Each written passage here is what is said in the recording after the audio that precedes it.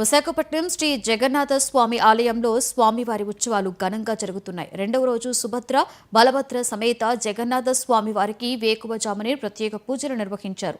తర్వాత స్వామివారిని కూర్మావతారంలో అలంకరించి మహామంగళ హారతులు సమర్పించి భక్తులకు దర్శనాన్ని కల్పించారు. వేలాదిగా భక్తులు తరలివచ్చి కూర్మావతారంలోని స్వామివారిని దర్శనం చేసుకున్నారు. ఆ తర్వాత గుడించా మందిరం దగ్గర ఉచిత ప్రసాద వితరణ, అన్నదానం నిర్వహించారు.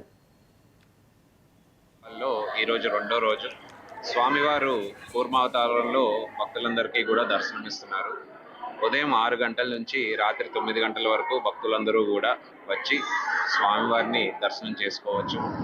మధ్యాహ్నం పూట అన్నసంతర్పణ, అలాగే సాయంత్రం పూట సాంస్కృతిక కార్యక్రమాలు కూడా ఏర్పాటు చేయడం జరిగింది.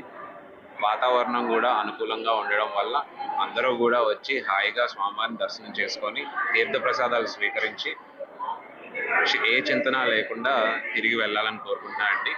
దేవస్థానం తరఫున మేము అన్ని ఏర్పాట్లు కూడా చేసినట్టు మీ అందరికీ తెలియజేస్తున్నాము. రేపు స్వామివారు 3వ రోజు వరాహ అవతారంలో భక్తులందరికీ దర్శనమిస్తారు. నమస్తే. జగన్నాథ స్వామి రథయాత్ర మహోత్సవాల్లో ఈరోజు రెండో రోజు స్వామివారు కూర్మావతారంలో భక్తులందరికీ కూడా దర్శనమిస్తున్నారు.